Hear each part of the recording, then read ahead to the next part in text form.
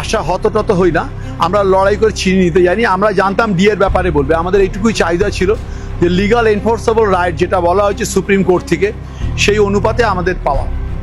একটা মৌলিক সিদ্ধান্ত জানাবেন যে আগের সরকার যে বিরোধিতার রাস্তাটা নিয়েছিল সেই বিরোধিতার জায়গা থেকে তাদের স্ট্যান্ড পয়েন্টটা সুপ্রিম কোর্টের রায়ের ক্ষেত্রে কি হবে। আজকে সপ্তম পে কমিশনের রিকমেন্ডেশন বা অ্যাপ্রুভাল হয়েছে, যে রিকমেন্ডেশন যে সপ্তম পে কমিশন এখানে গঠন করা হলো, কিন্তু ওটা কবে পাবো না পাবো সেটা আমরা জানাই। একটা বৈষম্য তৈরি করে গেছিলেন আগে তৃণমূল সরকার, অমাননীয় একজন মুখ্যমন্ত্রী, যেটা গ্র্যান্টি নেডের কর্মচারী যারা জাতির মেরুদণ্ড তৈরি করে শিক্ষক, তাদের বেতনটা সম্পর্কে একটা ধোঁয়াশা প্রচ্ছন্ন বাজে ব্যবস্থা করেছিলেন।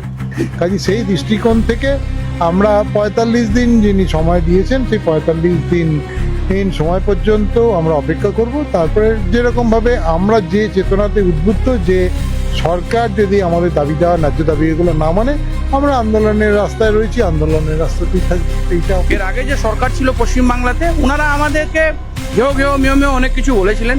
তো আজকে উনারা এখন ঘেউ ঘেউ মিও মিও করছেন, প্রাক্তন হয়ে গেছেন মুখ্যমন্ত্রী, এখন প্রাক্তন হয়ে বসে আছেন। তো এখন মাননীয় মুখ্যমন্ত্রী উনারা যখন বিরোধী দলনেতা ছিলেন, সেই সময় আমাদের মঞ্চে অনেকবার ওনারা এসেছিলেন, ওনারা আমাদের দাবি দাওয়াগুলো দেখেছিলেন। সেটা নিয়ে ওনারাও বলেছিলেন যে না, যদি সরকার চেঞ্জ হয় তো আমরা এই জিনিসগুলো মেটাবার চেষ্টা করব। রাজ্যে সরকারি কর্মচারীদের জন্য সুখবর, রাজ্যে চালু হতে চলেছে সপ্তম পে কমিশন। রাজ্যের মুখ্যমন্ত্রী শুভেন্দু অধিকারী নবান্ন থেকে সরাসরি ঘোষণা করলেন রাজ্যে পরিবর্তন হয়েছে সরকারে, এবং আমরা দেখেছিলাম বিজেপি তার সংকল্প পত্রে বারে বারে সপ্তম পে কমিশন নিয়ে কথা বলেছিলেন। স্বরাষ্ট্রমন্ত্রী পর্যন্ত সপ্তম পে কমিশন নিয়ে কথা বলেছিলেন। ইতিমধ্যে ঘোষণা করেছেন মুখ্যমন্ত্রী, পে কমিশন অর্থাৎ সপ্তম পে কমিশন চালু হতে চলেছে। এই বিষয়টি নিয়ে যারা দীর্ঘদিন ধরে ডিএ আন্দোলন করছিলেন, সংগ্রামী যৌথ মঞ্চের এবং সরকারি কর্মচারীরা যারা রয়েছেন তাদের সঙ্গে কথা বলে নেব। আজকে যে সপ্তম পে কমিশন ঘোষণা করা হলো, চালু হবে রাজ্যে, কিভাবে দেখছেন? সপ্তম পে কমিশন চালু করা হয়েছে, এই বিষয়টা আমাদের কাছে আগ্রহের থেকে অনেক বেশি আগ্রহের ছিল। যে আমাদের ডিএটা ওনারা উচ্চারিত করেছিলেন, সেই জন্য আমরা আশায় বুক বেঁধেছিলাম। আশা হতটত হই না, আমরা লড়াই করে ছিনিয়ে নিতে জানি। আমরা জানতাম ডিএর ব্যাপারে বলবে, আমাদের এইটুকুই চাহিদা ছিল যে লিগাল এনফোর্সেবল রাইট যেটা বলা হয়েছে সুপ্রিম কোর্ট থেকে, সেই অনুপাতে আমাদের পাওয়া। আর যদি সময় লাগার ব্যাপার থাকে, আমি সাধারণ একজন সরকারি কর্মচারী ছিলাম, ছোট আধিকারিক ছিলাম, আমি পরিষ্কার বলতে পারি, যদি কেউ মনে করে যে সপ্তম বেতন কমিশনের সমান বেতন দেবে, তাহলে এই পে স্কেলগুলোর সঙ্গে ওই স্কেলে যে মাইনে আছে সেটাকে ইন্টারিম রিলিফ দেওয়া যায়, আর যারা অবসরপ্রাপ্ত তাদের ডিয়ারনেস রিলিফ দেওয়া যায়। রিলিফের মাধ্যমেও বাকি টাকা দেওয়া যেত। কিছু না হলেও অন্তত আমরা যেটা চেয়েছিলাম, যারা একটা বৈষম্য তৈরি করে গেছিলেন আগে তৃণমূল সরকার, অমাননীয় একজন মুখ্যমন্ত্রী, যেটা গ্র্যান্টি নেডের কর্মচারী যারা জাতির মেরুদণ্ড তৈরি করে শিক্ষক, তাদের বেতনটা সম্পর্কে একটা ধোঁয়াশা প্রচ্ছন্ন বাজে ব্যবস্থা করেছিলেন। আমি অন্তত আশা করেছিলাম, আমি ব্যক্তিগতভাবে এবং সংগ্রামী যৌথ মঞ্চের বন্ধুদের সাথে আলোচনা করে দেখেছি, গ্র্যান্টি নেট সম্পর্কে একটা সলিউশনের বার্তা আমরা পাবো ঠিক করেছিলাম। একই সাথে আশা করেছিলাম যে উনি বলবেন যে ডিএর ব্যাপারটা কী হবে, কারণ ডিএটা আমাদের আশু দরকার। কারণ সপ্তম পে কমিশন লাগু হলেও খুব কম হলেও 1 বছর সময় লেগে যাবে, তাতে আমাদের কোনো বেনিফিট হবে না। আমরা একটুখানি আশাহত হয়েছি, কারণ আমরা জানতাম যে আজকে একটা সিদ্ধান্ত হবে। যাই হোক, এখনও ৪৫ দিনের কিছুদিন বাকি আছে, দেখব, আমাদের লড়াই জারি আছে।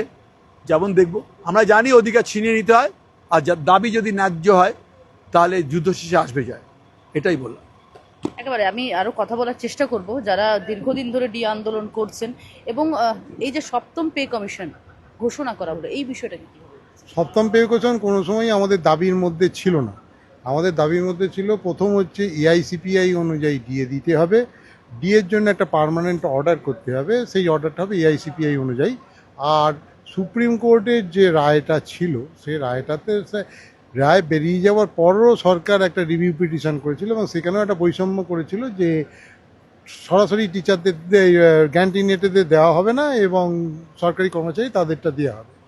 এখন আমরা দেখুন, ৪২% ডিএ বাকি আছে, একদিনে দিয়ে দেবে, সিদ্ধান্ত দিয়ে যাবে, এটা কারোর কাছে প্রত্যাশিত না। কিন্তু আমাদের কাছে যেটা প্রত্যাশিত ছিল সেটা হচ্ছে যে একটা মৌলিক সিদ্ধান্ত জানাবেন যে আগের সরকার যে বিরোধিতার রাস্তাটা নিয়েছিল সেই বিরোধিতার জায়গা থেকে তাদের স্ট্যান্ড পয়েন্টটা সুপ্রিম কোর্টের রায়ের ক্ষেত্রে কি হবে এইটা আর হচ্ছে যে 4% ডিএটা পূর্ববর্তী ইয়েতে যেটা সিদ্ধান্ত বাজেটে পাস মানে বিধানসভায় পাস হয়ে গেছিলো, মানে পোট্রেম যে বাজেট মানে অন্তর্বর্তীকালীন যে বাজেট, সেখানে তো বিধানসভায় পাস হয়ে গেছিলো, কিন্তু তা সত্ত্বেও এই মানে পূর্বতন সরকার দিয়ে যায়নি। অন্তত এইটুকু বলতে পারতেন যে টাকাটা পূর্ববর্তী এই বাজেটে পাস হয়ে গেছিলো সেই বাজেটে আপাতত নিন, তারপরে পূর্ণাঙ্গ বাজেট পাস হলে পরে আমরা আপনাদের ব্যাপারটা সহানুভূতির সঙ্গে বিবেচনা করব। অন্তত এইটুকু প্রত্যাশা ছিল না। কিন্তু যেটা আমরা মর্মাহত হয়েছি সেটা হচ্ছে যে এজেন্ডাতেই ছিল না, মানে এই কথাটা বলাটা আমাদেরকে মর্মাহত করেছে। যদিও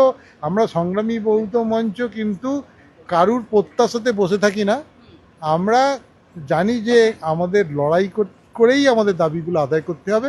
কাজে সেই দৃষ্টিকোণ থেকে আমরা 45 দিন যিনি সময় দিয়েছেন সেই 45 দিন সময় পর্যন্ত আমরা অপেক্ষা করব। তারপরে যেরকমভাবে আমরা যে চেতনাতে উদ্বুদ্ধ যে সরকার যদি আমাদের দাবি দেওয়া ন্যায্য দাবিগুলো না মানে আমরা আন্দোলনের রাস্তায় রয়েছি, আন্দোলনের রাস্তাতেই থাকবো। এইটা শেষ বক্তব্য। এবং পরিশেষে বলি যে পে কমিশনটা ইমপ্লিমেন্ট হতে হতে সেটা একটা দীর্ঘ সময় সাপেক্ষ ব্যাপার। সেই সময় সাপেক্ষ ব্যাপার পর্যন্ত যে সমস্ত পেনশনাররা আজকে এত বিরাট বড় ডিএর ক্ষেত্রে বঞ্চনার মধ্যে পড়ে আছে, ঠিক মতন চিকিৎসা করতে পারছে না, তাদের জন্য খুব দ্রুত একটা যে সিদ্ধান্ত জানাবে এই সরকারের কাছ থেকে, সেইটুকু প্রত্যাশিত ছিল। সেই ক্ষেত্রে হয়তো আমরা মর্মাহত হয়েছি। আপনাদের আন্দোলন বলছেন জারি রাখবেন, হ্যাঁ, অবশ্যই জানি। আশা রাখছেন যে সরকার আপনাদের দিকটা নজর রাখবে? দেখুন, আগের সরকার আমাদের সঙ্গে যে বিহেভিয়ার করেছে, কুকুর বলেছেন, চোর বলেছেন, ডাকাত বলেছেন, অন্তত সেই ধরনের খারাপ ব্যবহার আমরা প্রত্যাশা করি না।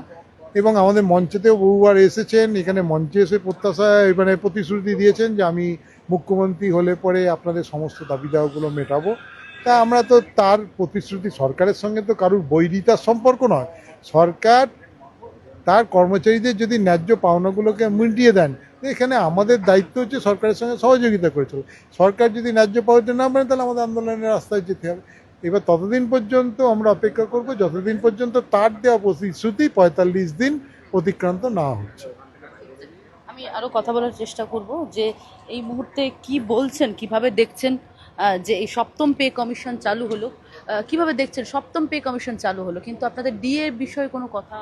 দেখুন, সপ্তম পে কমিশন চালু হয়েছে, ঠিক আছে, ওইটা কবে পাবো না পাবো এটা তো এখনো আমাদের জানা নেই।